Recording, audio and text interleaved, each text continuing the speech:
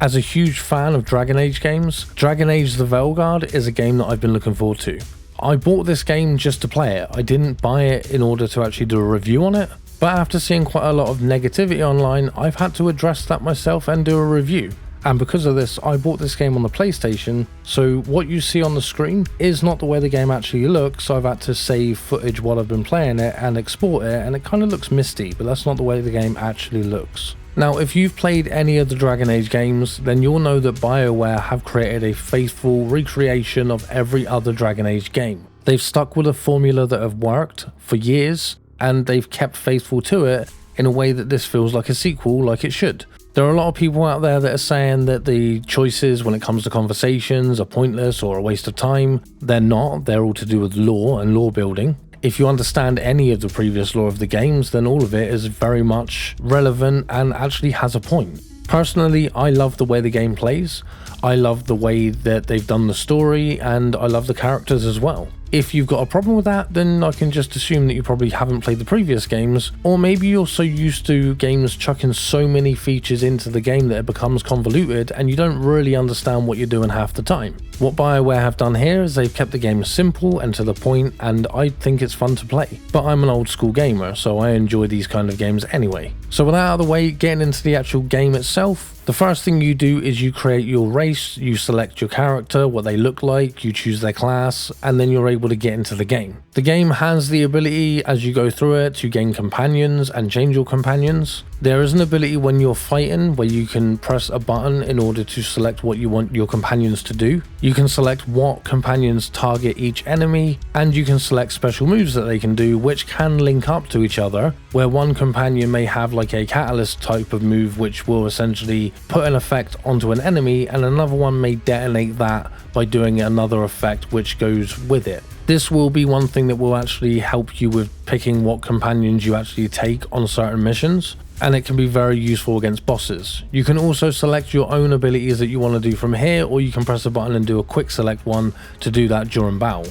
Depending on the class that you're playing, you have specific things you can do as that class. I played as a warrior class. I had a sword and shield, so I have the ability to block with my shield and parry as well to open up the enemies and do a counter attack. You have heavy and light attacks, and as a warrior you have the ability to switch with one press of a button to a two-handed weapon that does more of an area attack and can take out multiple enemies at the same time. When it comes to your equipment, as you go through the game you will unlock new equipment. You can find it in chests or you can buy it. You also have the ability to just change the appearance as well, so if you don't like the look of a piece of equipment like a piece of armor, you have the ability to change the look of it while keeping the stats that are on it. There is also a place where you can upgrade as well, so you have the ability to upgrade armor and weapons in order to make them more powerful, though progression on these upgrades are based around the story, so if you're not at a certain part of the story you can't level them up over a certain amount. Aside from your armor and your weapons, you also have trinkets and things that you can have, like rings that will add certain buffs to you, like health and things like that. And you have runes that you can put on the dagger that you have in order to give yourself certain abilities that can be activated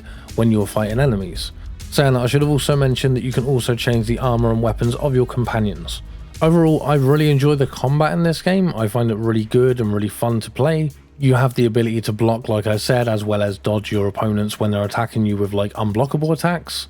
You do have potions that you can use to heal yourself, and you do have companions that have healing abilities that can either help you regenerate health or just straight up heal you. There is also a massive skill tree that branches off in all sorts of different directions. In order to unlock certain types of skills in certain branches, you have to progress through the main branch to get to them, and you also have the ability to upgrade the skills of your companions as well.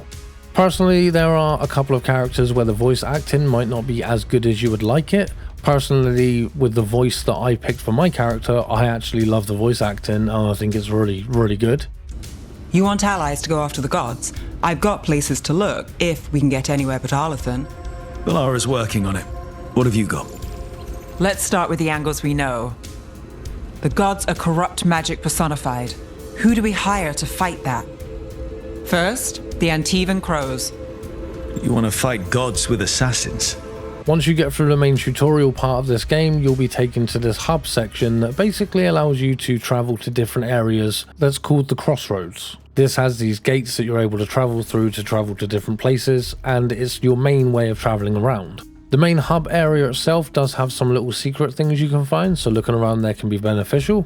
You also have the ability to access your wardrobe and change the look of your clothes and things from this area.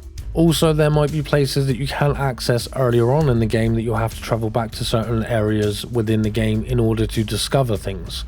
And on that note, exploration is definitely something you want to do in this. It might seem strange for some people to see like a little area that looks like a dead end and just ignore it, because most gamers will instantly just run down that hallway area or down that little dead end path because there's going to be something hidden there. And BioWare run with this. There are chests all over the place where you can get currency and pick up things that you can sell, and there are also unlockable armors that you can just find in bigger chests around locations that you travel to. So actually exploring is a good thing in this game. Overall, I absolutely love this game, and it just fits with the other Dragon Age games that have come out in the past. Like I say, they've stayed loyal to the way that they make games, and they've stayed loyal to their followers and people that enjoy their games the way they are. They've not changed too many things, they've not put microtransactions into it, they haven't done like battle pass sort of stuff. They've released just a game as it is, you play through, you enjoy it, and you complete it, and you unlock things along the way you should in games. And speaking of that,